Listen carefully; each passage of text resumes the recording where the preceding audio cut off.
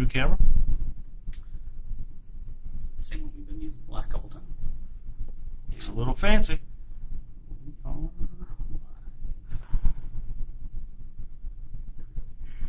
We're good? Because it says live, we're good? We're good? Look at that. Good afternoon, everyone. This is our chat with the chief session. Chat with the chief session for the month of May.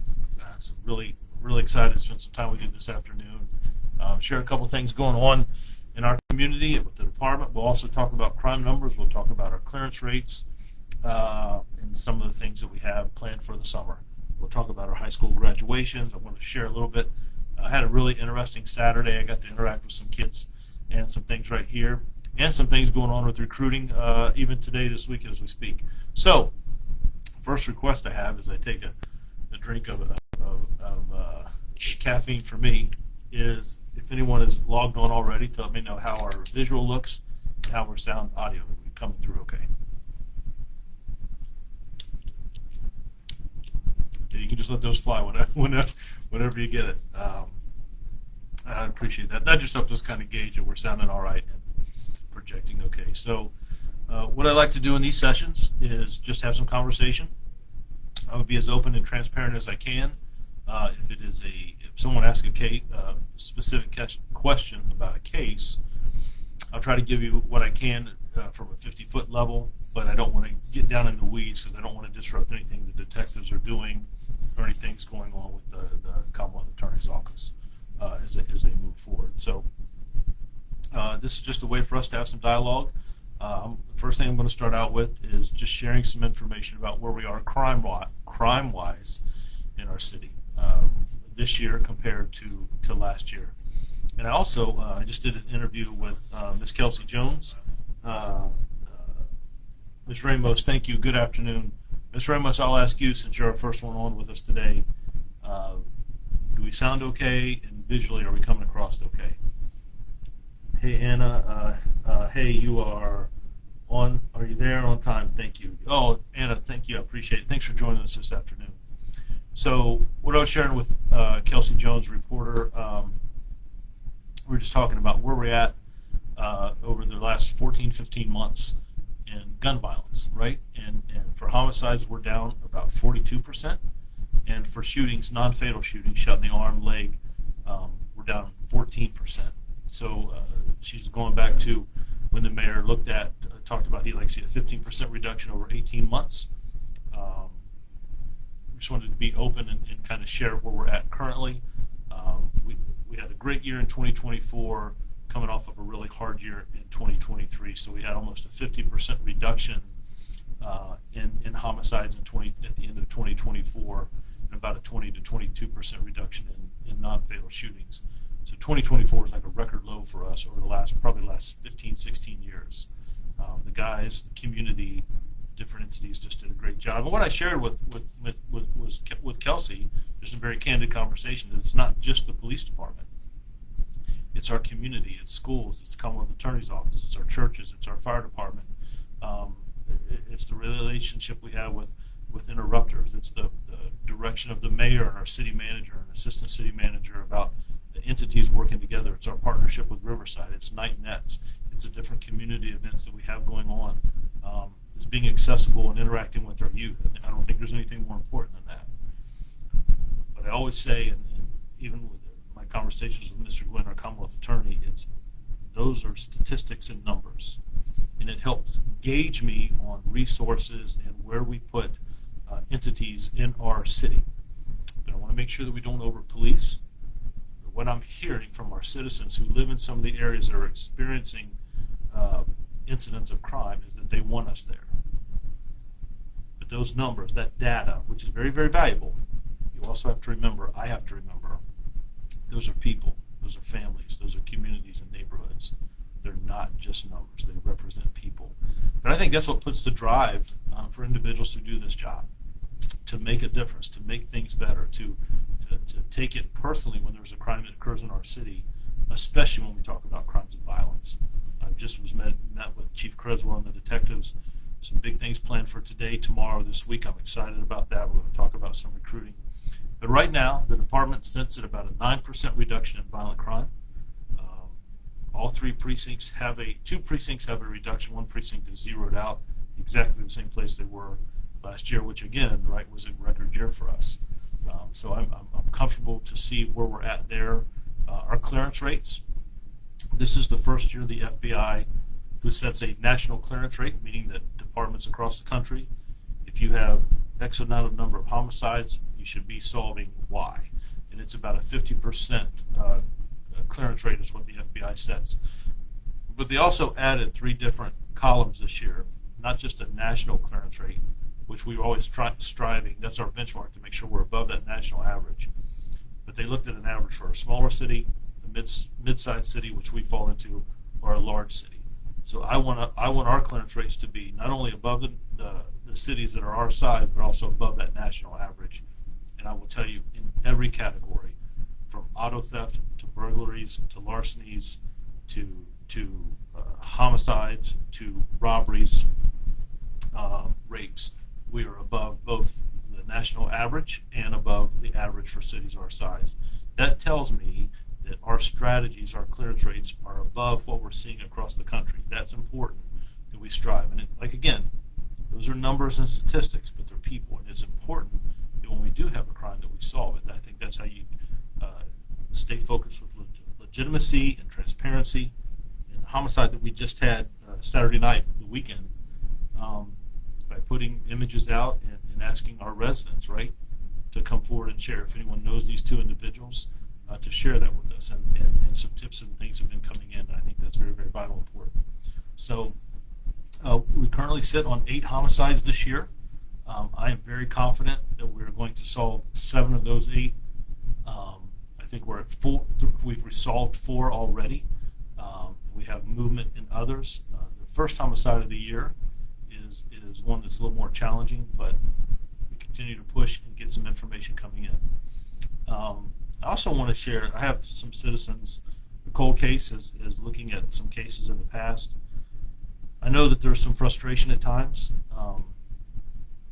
from individuals, like, hey, you're solving all these cases, but my case hasn't been solved. There's a lot of factors that play into that. There's technology that we have today that we didn't have 7, 8, 10, 15 years ago. There's also individuals that today may have been at a crime scene are willing to come forward, and 10, 12 years ago they may not. One of the things in that cold case unit that we're asking is to go back to talk to witnesses that, as they've gotten older or they feel differently or they remember something differently. All those things play a factor. And I wish that every case could be solved right away. It's willingness of witnesses, willingness of technology, willingness, what we have from the detectives at that time. Is there different DNA technology now that there wasn't before? So I understand the frustration if you see other cases solved, and well, why isn't my case being solved yet? I understand that. And that is one of the reasons that we created this cold case unit. It's made up of 2 detectives and 1 part-time detective who was a homicide detective back in the 90s. So just looking at different things and bringing back some of that historical knowledge, I think, is beneficial. We've solved a couple cases that have had dates on them. Kieran Chloe was one that I was really, really excited. It was one of the first cases I was told about when it came to Newport News, and then to be able to get an arrest in that case was huge. And that's 7 years later, right? But that you stay focused. We just continue. We just stay focused. One of the things I was talking about with Ms. Jones today is she said, "Hey, Chief, what's the thing that's how are you getting these reductions?" And we just talked about it's being consistent. Sometimes it takes a while. You're chiseling away at it. You're picking away at it until you make that breakthrough, right? It's being open and transparent, having good relationships, conversations, working at a citywide level that everyone plays a role in reducing gun violence. And those are the things I think that have helped with our 9% reduction in violent crime this year, our clearance rates on homicides, and what I see, what I know is developing right now as we speak. Those things are important. So I just wanted to share some of that with you. Let me get caught up a little bit, Matt. I saw Anna, and I want to thank Ms. Ramos for being with us. Cameron, Cameron, my friend, it's good to hear from you. I hope you're doing well. Hope you're getting ready for the summer. And I think we're going to be talking to you fairly soon, my friend. Ms. Trainer? Good afternoon, Chief Drew. I truly appreciate. Well, ma'am, I appreciate that, and thank you for being with us today. I appreciate you taking the time. Hope hope we have some good interaction and conversation today. Hey, Chief, thank you and your officers for everything you do. George, I appreciate that, my friend. Thank you. I appreciate you being here. Ms. Ramos letting us know we sound okay. Ms. Ramos, the reason I ask is sometimes I'll bump something. Well, they always blame it on me, but it's never me, right? It's the technology. Matt's with me today. It's probably something he's doing, but I always get blamed for it, right? So I just want to make sure that we sounded okay and coming across. So thank you. Kayla, good afternoon to you. Shouldn't you be in like math class right now or something? I hope you're paying attention in school. But Kayla is a part of our young adult police commissioners, and we're going to talk about them in just a second. Ms. Ramos, thank you. That's perfect. It takes time, but they will be solved. People ask, I just don't want on homicide cases, a lot of times people, I don't want you to forget about my loved one. And I'm telling you, we don't. We don't. There's sometimes where we don't have any new leads, but then there's someone that'll come forward, right? And it's just our prayer is that people who know something about any case, that they would come forward. I think it's building a trust that they feel comfortable. Hey, let me come in. This may not be anything, but let me at least share with the detectives the information. It's making sure that we staff our detective division, that we have technology there, getting them the requests that they need. And our mayor and our city manager have been great with supplying the needs that we've asked for. That stuff's expensive. Staffing a police department with the latest technology is expensive. But we do have a strong support system here, and I'm very, very, very appreciative. And I know that they see the results. I talked to the mayor just today, our assistant city manager twice yesterday. Having that relationship is so vital, important, and their support in what we do. They ask hard questions, but that's okay. That's okay. Kayla says no school. It's SOL testing, so I don't have. Well, Kayla, that's great. I'm still looking forward to hear where you decided to do about after school, if you picked a college yet. But I'm excited for you. Kayla, like I said, is part of our young adult police commissioners. Let me talk about them just for a minute. That's a freshman, sophomore, junior, and senior from each high school. I think one high school we have like 9 students from. We're supposed to have a class of a group of 24, 25 kids. 6 high schools, 6 times 4 is 24. Matt, 24. I don't know how we got 40 plus this year. Matter of fact, I've got 17 books on my desk, 17 seniors who are going to graduate. We give them a book each year with an inscription on it. We're going to assign to them just something from me to them that I hope they remember their time with us. But I will tell you, I love those kids, man. They drive me crazy, but I love those kids. The stuff that they do, the interaction. At every police graduation, every national night out, every award ceremony, every memorial service, we always have a high school student as a guest speaker. I don't know if you'll see that anywhere else in the country, but we have them at every service. And Kayla and others have spoke. We just had our police memorial, it was last week. As you saw, departments across the country celebrate 1962. John F. Kennedy in Congress put in a resolution that May 15th would be Police Memorial Day, and whatever day that fell on that week would be Police Memorial Week. So in our city, like others, there's a statue and monument that we have here. Our state capitol in Richmond, there is a wall of those who lost their lives in the line of duty. And then, of course, the national monument that's in D.C. Our honor guard was one of the honor guards that were in D.C. Last week, and they were given a time frame where they stood guard at the monument. I'm just appreciative of that. That is straight respect for men and women who wore this uniform, who gave their life, the ultimate sacrifice in the line of duty. We had our memorial service here at Calvary Chapel. I want to thank Pastor Clark and Calvary Chapel for allowing us to use their sanctuary to hold that service. That's one of the hardest services for me, as we remember those who gave the ultimate sacrifice, Katie Thine being the last that died in the line of duty, and then we also, Officer Poe and Sergeant Molly Clark that passed last year. Both of those were loved members of this family, so it's just an hour that we took out and dedicated to them, all those that had lost their lives in the line of duty going back. I even had some guests from out of town came. I had no idea they were going to be there. I got a little choked up when I saw them. But I appreciate all those that came out. from our community, our recruit classes, leadership in our department, leadership from the city. Frank James was with us from Works and Utilities, and Jared Grimes was from Juvenile Services. Assistant City Manager Bo Clayton was there. It's just important. Hal and Rob were here from the Boys and Girls Club and Police Foundation. Just those individuals. We had people, Michael Coker from the Department of Criminal Justice Services, Greg Harris, or Greg Hopkins from the Department of Criminal Justice Services was here as well. For them to come from the state capitol, that means something to me. So we made sure that we sent at least 2 officers from our jurisdiction to each of the services, Portsmouth, and Virginia Beach, and Norfolk, where their service was yesterday. That was the last service in the region. Suffolk and Chesapeake and Hampton, we made sure that we had representation. That's important for men and women who do this job. So I'm very thankful for residents. And we had a youth speaker, a young man from Achievable Dream High School. He did a great job, and we had 5 or 6 students that came as well. So I'm just appreciative of that. So, Kayla, I didn't mean to go too much on that, but I did appreciate what you guys do. Young adult police commissioners. We've had that program for 7 years now, a little almost 7 years, and I love those kids, man. Speaking of youth, I was leaving. We had an all-day recruiting event here Saturday. I think we had 10 or 12 that showed up that went through the different levels of the process. And as I was leaving, I drove by Todd Stadium, and I remembered they had the middle school football playoffs.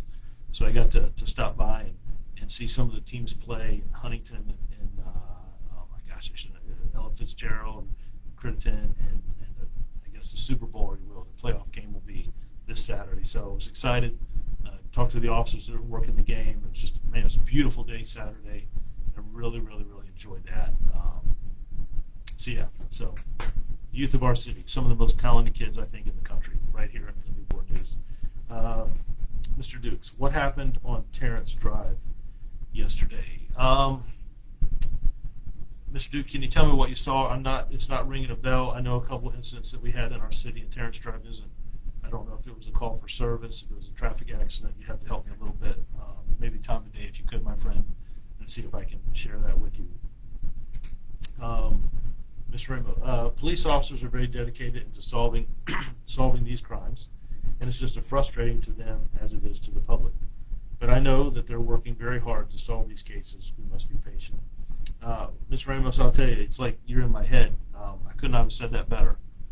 But I will tell you, as much as communities and family members get frustrated, and I understand that, so do the detectives. There's 5 cases right now that we can solve from last year. We know that individuals saw it. We know who those individuals are, but I talk with the Commonwealth Attorney all the time about one of the frustrations we have is individuals don't want to come forward. When I was a young officer, I used to really get mad about that. This is our community, this is our neighborhood. But as I've been in law enforcement longer, matured, if you will, I understand and realize that when we leave that neighborhood, that individuals may still live there. And there is a concern about coming forward. So I understand it. We still try to work our way through it. Sometimes it may not be, look, we'll tell you where a key piece of evidence is, but we're not comfortable coming forward and testifying, and I understand that. So we just have to work, we have to play the hand, the cards that were dealt, if you will, to work through that, and some of those things take longer. I witnessed a murder, I come to court and testify, we're solving that very, very quickly.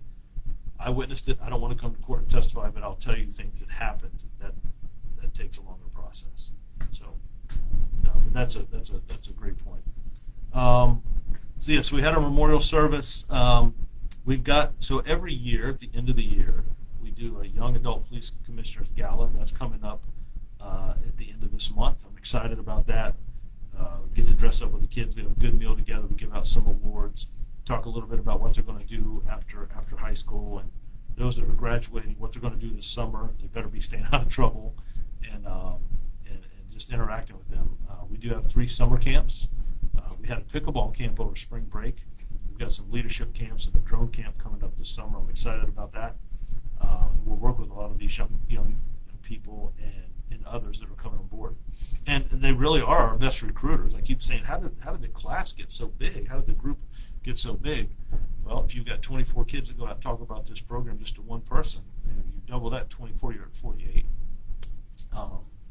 So like, man, we've had to even get like rental vans to transport them, but it matters. A lot of those kids, some of those kids, I should say, are in the STARS program.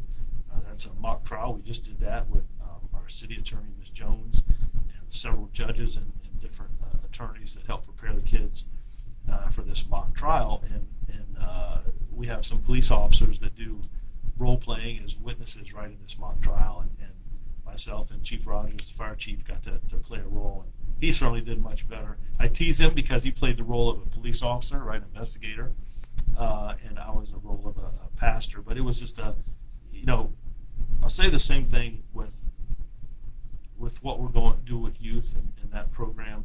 There's a lot more going on than just that individual mock trial. There's a lot more going on than just that individual meeting. We're building relationships with young people, and that matters.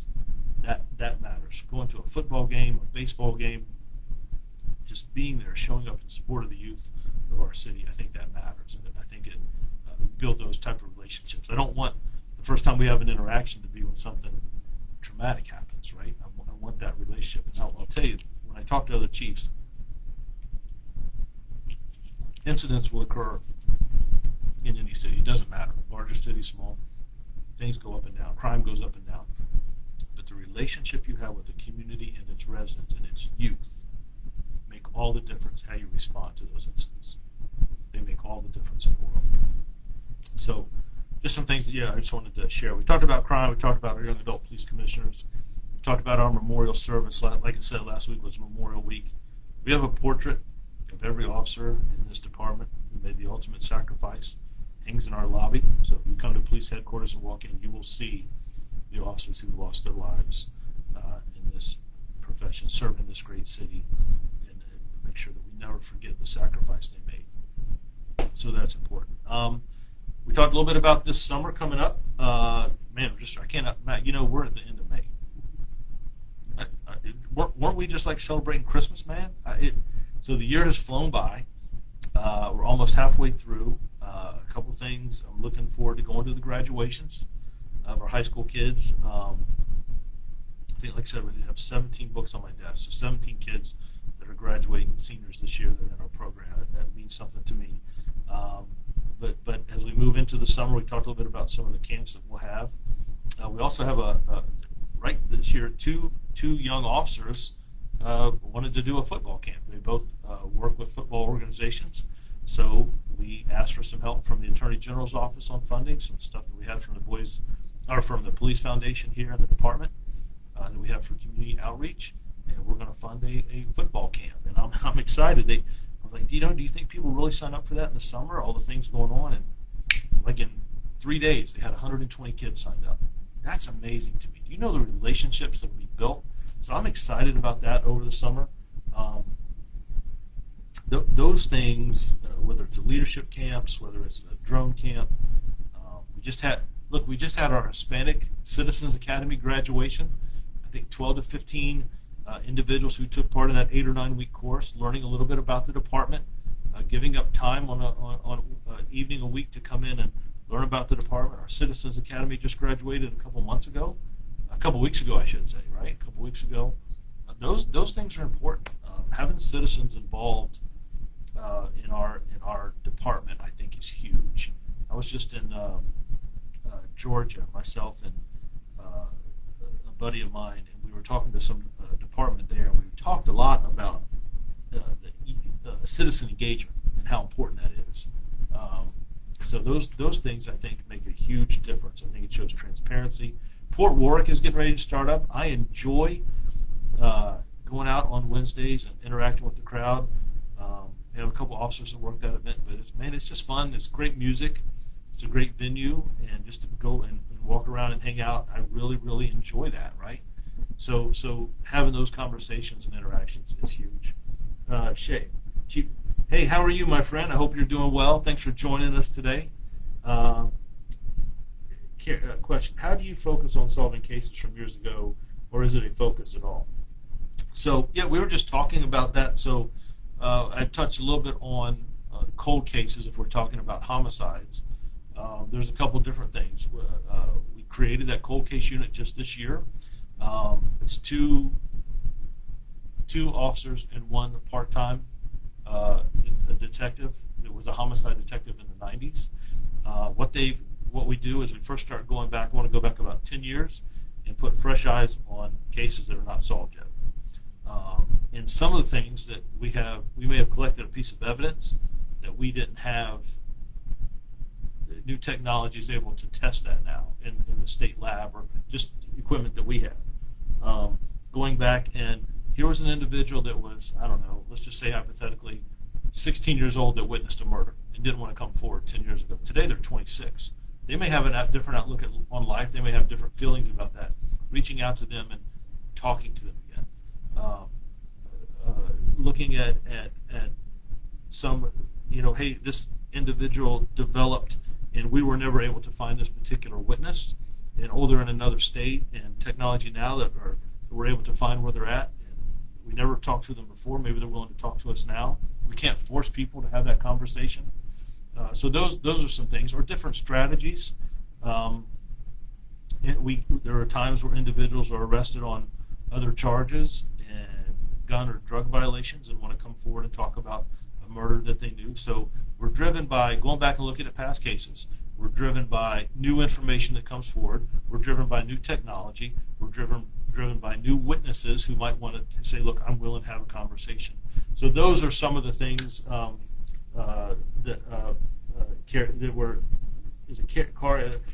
Carrie, those are some of the factors that play into it. So yeah, I hope that shares a little bit. You're nice. Could I ask about a particular case just to refresh it? You can ask. I talked about early on though, talking about it from a 50-foot level.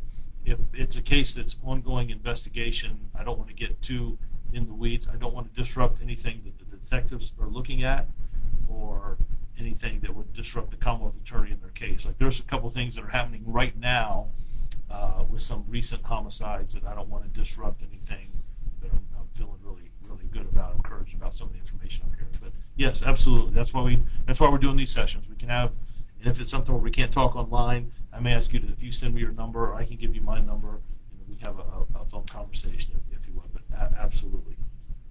All right, so we talked about we have a gun violence walk coming up. I'm going to be in a planning meeting about that later today.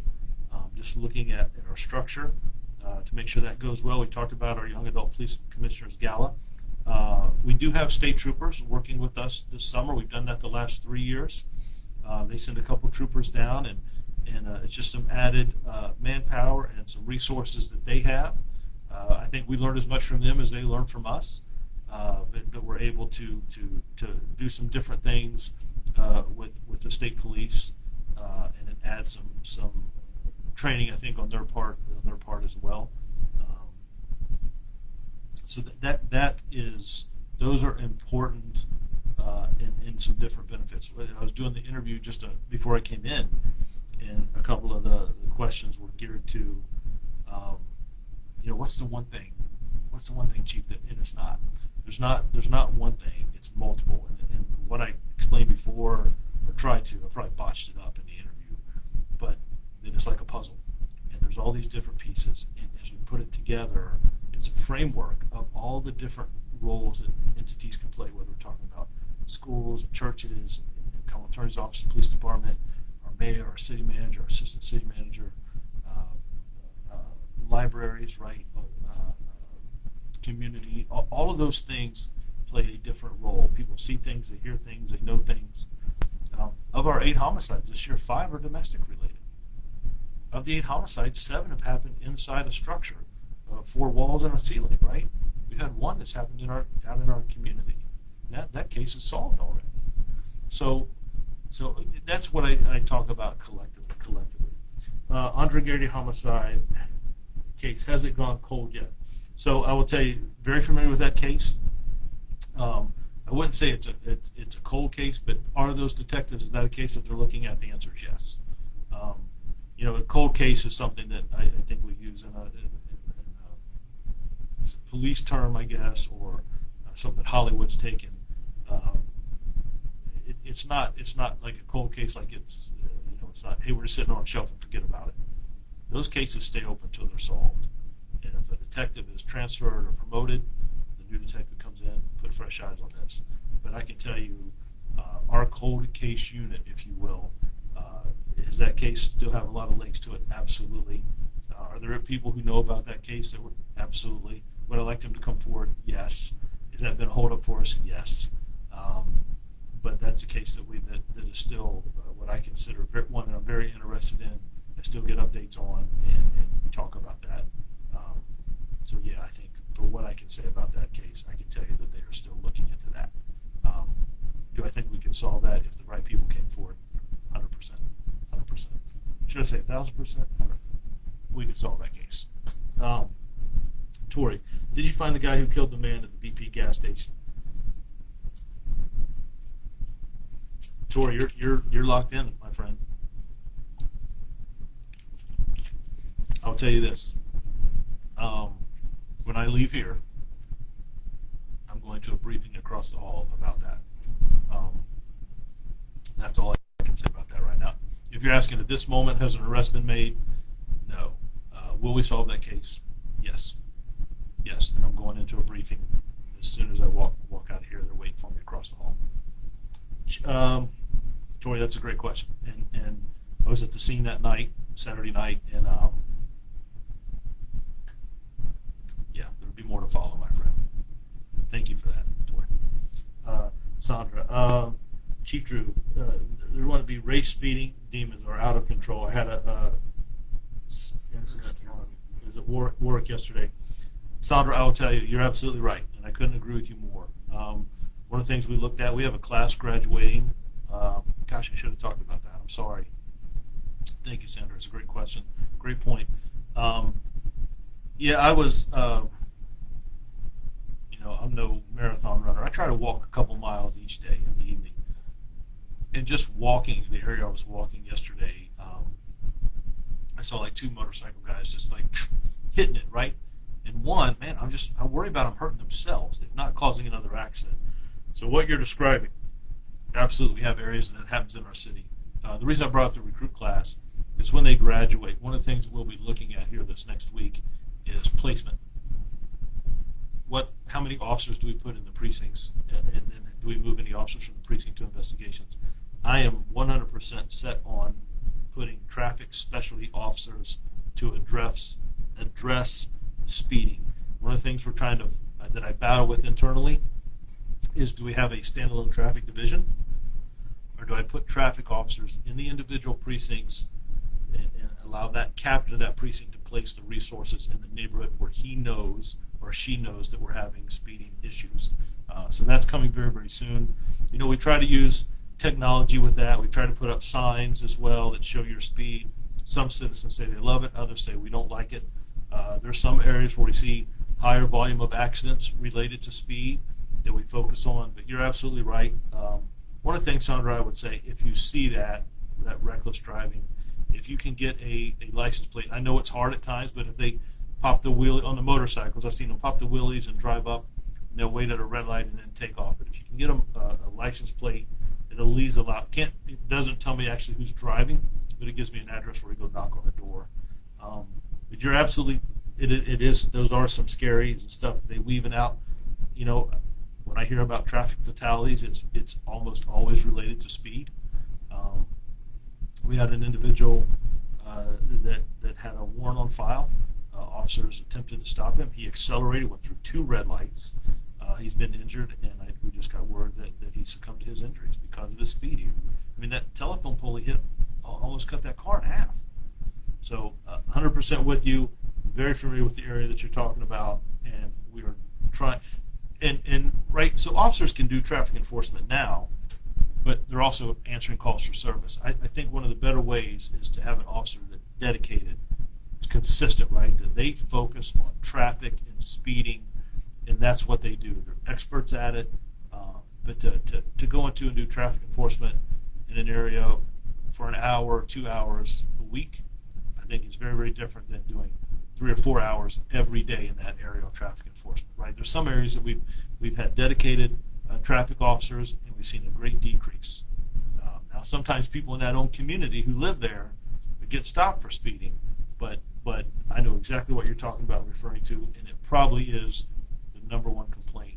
But we're going to set some things. That class graduates June 13th, and one of the conversations we have when we do movement and placement, that meeting comes up next week, is to talk about traffic enforcement. So that's a great. I didn't mean to spend too long on that, Senator, but you make a very, very great point. I appreciate that. Caught up, Matt? Didn't miss anybody? So we talked about recruiting event we had here on Saturday. This week, Monday, Tuesday, Wednesday, and Thursday. Matt, help me with the times. Is it 7 to 6? If you want to come in and join this department, I know one individual showed up yesterday. I actually knew him, and I pulled in today, and there was a young lady out. We have a wall, a 5-foot wall that we go over in the physical agility, and she was out there sizing that wall up. And I'm like, man, I'll probably hear later today how she did, but she's going to make it. No doubt you can make it over that thing. But I saw her early this morning sizing that wall up, man, getting ready to do that physical agility. So that's important. Our department is authorized right now, 472. The City Council just passed the new budget that will take place in July. That allows 8 more officers and some supervisors, so it puts us right around 480, with our goal being about 500. So if we add about 8 to 10 each year, we'll hit that in about 2 years. We're about 30 officers short of being fully staffed right now. We have 2 classes in, a class of 19 that will graduate in June, and then we have another class that started, and they will graduate in October, and then we're seeding the class that will start in July. My goal is to have about 20 to 25 in that class. Matter of fact, later today I have an interview with a young applicant who's applied. So that class is about half full right now. I'm excited about the stuff that we're moving and the diversity that we have, and not just in race. I'm talking gender, background, experiences, all those things. I think that really, really helps us in our individuals that are homegrown, individuals that are from other cities, and individuals who are from other countries, individuals who speak different languages. That's important to me. Our academies are very, very, very diverse in Newport News, and that means a lot. Nancy, thanks to the diligent work of the officers, we have definitely seen an improvement in our neighborhood, specifically on our street concerning drug dealing. So thank you, Nancy. That means a lot. I'm not going to ask you what area. I appreciate that. Our gang and narcotic unit, I met with them early this morning. There's some things in the works over the next 2 weeks. You'll probably see on the news and hear about. But that's good to hear. I appreciate that. That means a lot. And I'll tell you, our street teams are getting ready to come back in our precincts as well. This academy graduating, traffic, and those street teams that can focus on, of course, we've already talked about the traffic side of the house, but I also want to focus on robberies. I want to focus on cars being broken into. I want to focus on individuals that are involved in the illegal drug trade. I want to involve in individuals who are selling firearms, the number of guns that we have out there in the hands of the people who should not have them, right? That have no regard for other individuals. One of the things I talked about in this interview that I did was individuals who lose their lives. It's not just a number. That's a family member. That's a husband or a mom, a brother, a sister, an uncle, right? A child, somebody's, So, social media doesn't help with those things, right? And when me and Matt were growing up, and we got into it, and we were playing ball the next day. Today, that social media stuff lingers out there and stays out there, and people add comments and almost put so much pressure. I think it's hard being a youth today. That circles me back around to how much I'm impressed with the young people that are in our program, those commissioners, because they talk about that. Matter of fact, they're planning a teen summit right around the corner to talk about how violence affects them and their youth today, and in the neighborhoods where they grew up, and the stuff at school. And I just want to sit in that room and listen. I'm going to get an education that day. They approached and said, "Can we put this together?" And there's several people working on that, but I'm excited about that. So another big thing for us in our department right now is training. One of the things we really wanted to focus on this year was the training division and how we're training our officers that have to get in-service hours. The state says 20, we do 40 hours each year. And also the training of our recruits. A couple things we've added over the last couple of years is a psychology class, a sociology class. Psychology, how do people think? How do people think differently? Sociology, how can a neighborhood or a community react if one incident that happens may have an incomplete impact on the community? We saw that with, we see that sometimes with a traffic accident that occurs, and there's a fatality. We see that sometimes with an act of violence or something that around a school. Learning how to approach on a larger scale that one incident that may affect. As we continue looking at new training, we send officers out across the country. We're having officers getting ready to go to Nashville, and one of my assistant chiefs and a captain getting ready to go to Colorado for a conference there. I was just in Georgia. We've had individuals that will be going to Orlando, Florida, to see some of the things that the FBI is doing. And quite frankly, one of the things we're going to talk about is the relationship that the federal agencies have with this department. It's important that we work closely with the state and our federal agencies, our local, other local jurisdictions. You can walk across the street here and you're in Hampton, or vice versa, right? So it's important. Have a great relationship with the 7 cities here in Hampton Roads. But training has been very, very important of what we can do in-house, whether we're training our school resource officers, or we're training officers how to interact with mental illness, those that suffer from mental illness and some of the challenges that brings. People have plaques on their walls and certificates on their walls for 6-8 years in college and dealing with mental health, right? There's a lot of training that goes into that, but after 5, we don't have psychologists responding to those calls for service.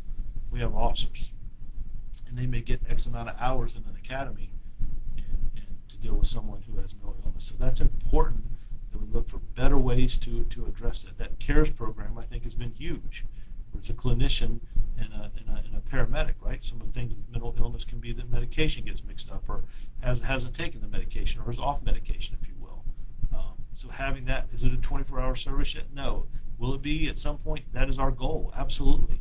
But we have to find people who are willing to do that. It's not just Monday through Friday, 9 to 5.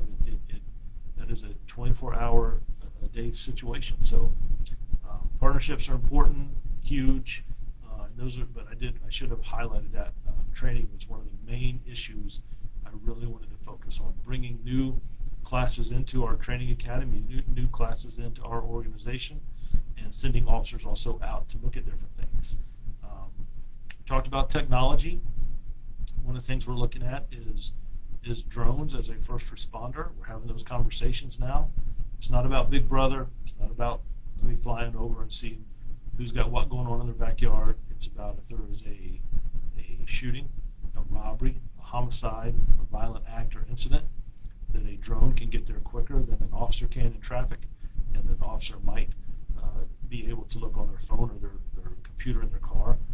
This is the individual who's walking away that caused this incident, and an officer driving to the scene may drive right past them because we don't have that information yet. That drone being able to, this is the individual at the firearm, or this is where they threw the firearm, or this is where they dumped the car, the individual that set off this explosive, or this is the individual that just broke in this window and committed a robbery, which way they're running.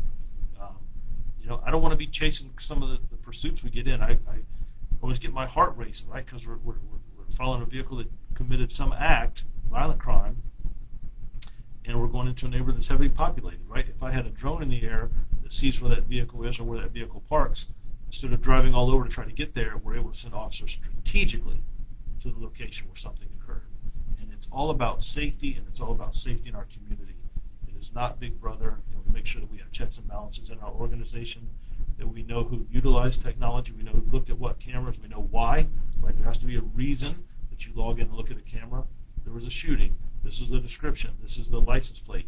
Is this vehicle anywhere, right? Instead of looking for a vehicle, or I just pull up and stuff, right? There has to be documentation that when we're audited or when we do the internal audits, that we're able to see that. And we have to be able to police ourselves, with great. We have that responsibility, accountability, and transparency. I think it's important to our community. Ms. Ramos, thank you very much. I appreciate you being here today and chiming in. It means a lot. I really appreciate that. Thank you. So Matt, we got about 15 more minutes. I'm just trying to think, make sure that I haven't missed anything. Things that we have coming up. I'll tell you one thing. Now that the now that the weather is breaking a little bit, one of the things I like to do in the summer is on Fridays, and it drives my assistant crazy, but I like to block off an hour, and like around 4 o'clock, just to go walk in a community, a neighborhood. So if there's a neighborhood out there, Marshall Courts, Beachmont area, Hilton, for in a neighborhood that, hey, Chief, come walk. I would love. Sometimes other officers will go with me. Sometimes it's just me. Maybe me and one of the assistant chiefs. Maybe me and a recruit. But I just like to get out and walk a little bit. Helps me get my steps in, right? But it also helps me to just have some access to the community, some interaction. But I enjoy doing that in the summertime. I usually go around 4 o'clock. And just interact on Friday, just a little bit, clear my head and just talk to people, right, on the neighborhoods and stuff like that, businesses. I think that's important, and I enjoy that. Last Friday, so the city just started Night Nets back again. That's to create a venue for young people to play basketball. It's the Denby Community Center, and it's also at Achievable Dream, the tennis courts there. So it goes from 6 to 11, and I usually spend about an hour and a half, 2 hours at Denby, and then I'll start there, and then I'll go down and spend the last hour and a half at Achievable Dream, the tennis courts there. So it starts out first as kind of middle school, high school, and then later as it gets older. So I really enjoy that. I got to see some good basketball at both locations. Seeing different city folks come out. Parks and Rec does a great job. I think it's a great program that the city's implemented.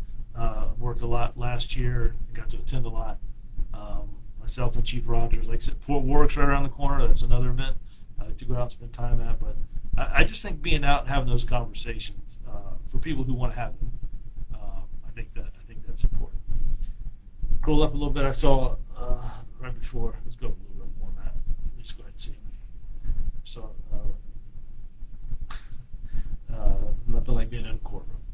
Yeah, the drones. Let me see the one on drones. Yes, the drones can track and pause it to assist. Yes, Sandra, you're absolutely right. And it's all, like I said, it's all about safety, that accountability to our citizens, making sure that they're safe, providing, as long as we're doing it the right way. That's what I want to make sure of.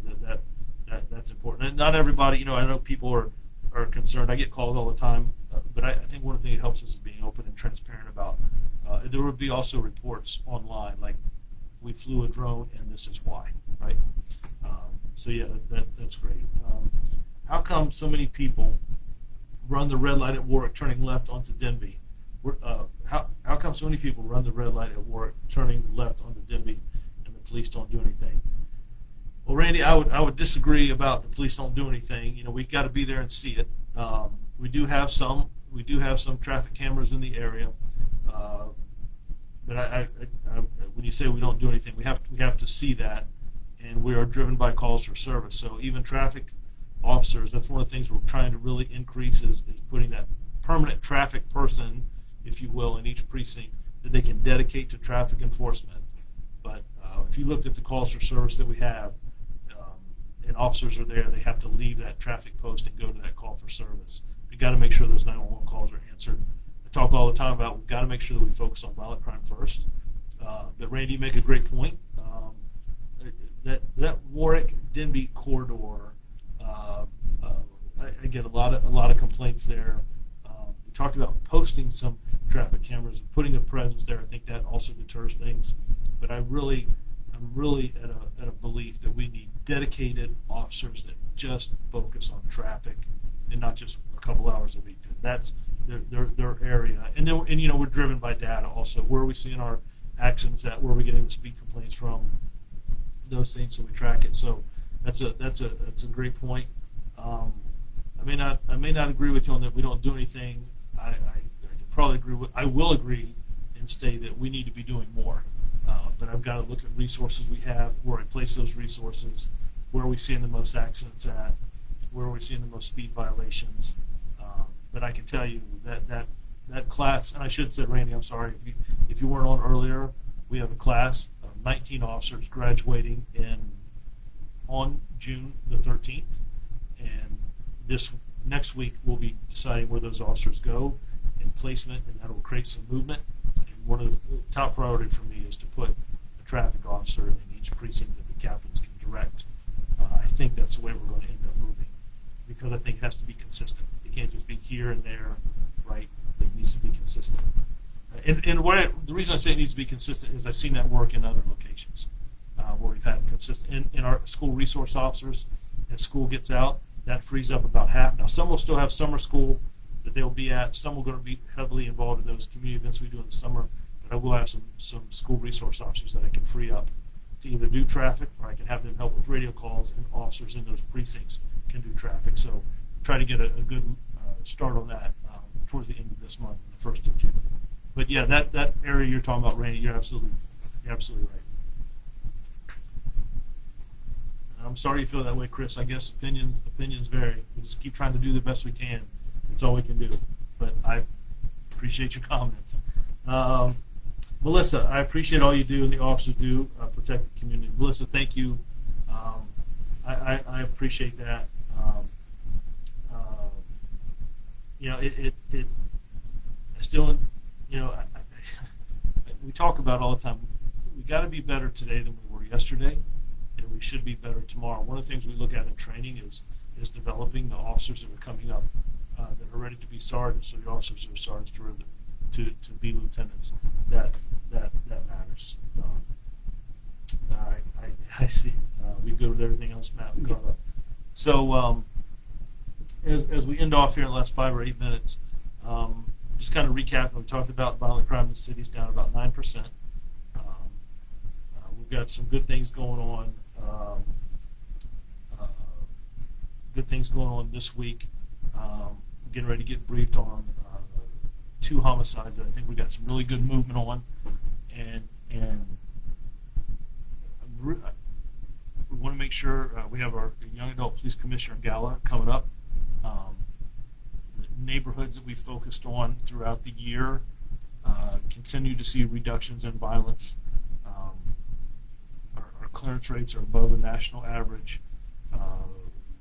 All of those things, I think, play a role. As we continue to focus on, we don't forget about cases that are past, if you want to say that cold case unit, if you will, that are looking at past homicides. That's important. Recruiting is up. We still have officers coming to this organization. I should have told you in the recruit class, last week we closed the computers down, we turned the lights off in the classroom, and we had the officers go out and do community service, right? They work with schools, they work with individuals that are homeless, they work with individuals who have drug addiction. They delivered food to people who couldn't get out. They walked in communities, knocked on doors, and introduced themselves. They read to kids in the elementary school. The last class built a playground with the Boys and Girls Club. We're trying to teach community service that I can't teach just in a classroom. So that's important. We're trying to instill in that relationship. And I 1,000% think it is important to invest in youth in our city. I think that makes a tremendous difference. There's all kinds of studies that show that. But I think that's how you build relationships. Having a diverse department, those are reasons that we do those things. What else do we have? Summer, right? As the summer comes, please be mindful that kids are going to be out more. And when I say kid, I'm talking like younger kids, elementary kids that are going to be out for. So just caution drivers, just be careful. They will be out. Talked about high school graduations around the corner. Some of the trainings that we're having the officers do. Like I said, we have an anti-gun violence walk coming up. I get briefed on that later today, and then I'm going to start walking in the community here when we get into June. I look forward to that. So if there's somebody that, hey Chief, we'd like to walk in our neighborhood, that would please let me know. But otherwise, I just kind of select a neighborhood and spend about an hour in that community and having some interactions. And sometimes individuals come out and talk to me. Sometimes individuals come out and walk with me, and sometimes I just get waves from the front porch. All of those are fun. But I enjoy that. I think that matters. A lot of community events around the corner. Juneteenth. Excited about that and some of the strategies and entertainment that the city has lined up. Fort Worth, we've talked about that a couple times. 4th of July, I know it's a month away, a little over a month away, but that's always a great event in our city. So I'm just going to close by saying I appreciate the men and women who do this job. I appreciate the relationship we have with the community.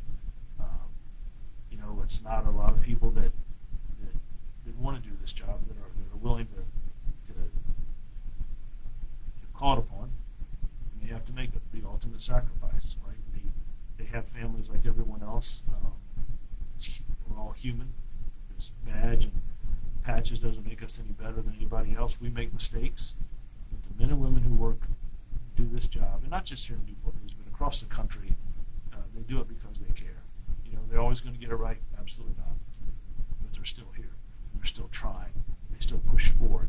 And it's easy to sit back and, we should have done this, we should have done that. Even as a chief, I can pull up video and slow it down. I can take a break, come back and look at it. And there are a lot of those that criticize. It's easy to do it from a chair. But when you're out working with an officer and you see the things that they see, I can tell you the last homicide we had, I had a couple of officers that I saw it impacted. We're doing some things to address that with our partner psychologists and other officers who've been trained to check on people. But this is a hard job. And the work that men and women do in this department, and I work with some of the most talented people and some of the most caring people. We're trying to bring resolve to families that are going through some critical incidents or responding to situations. I'm thankful. And like I said, we just had our police memorial, and I'm humbled by those that have made the ultimate sacrifice. 2 officers in Virginia Beach that were killed in the line of duty in February of this year. And attending that funeral, man, you just felt it in that room. People who are trying to help others that lost their life on a traffic stop. So I appreciate you guys spending some time with me. We're going to be back tonight, Matt, at 6. And I think Kelly's with me this evening, right? So I appreciate Matt helping me out today. I didn't touch anything. I didn't mess anything up. Let me scroll back up and just see if we missed anything. Bernice, partnering with agencies and neighborhoods will build a state. Bernice, I will tell you, dead on, 100%. And we talk about strategies. It can't just be law enforcement. You nailed it. You said that better than me. And I'm going to put that on our website, right? Bernice, thank you for that.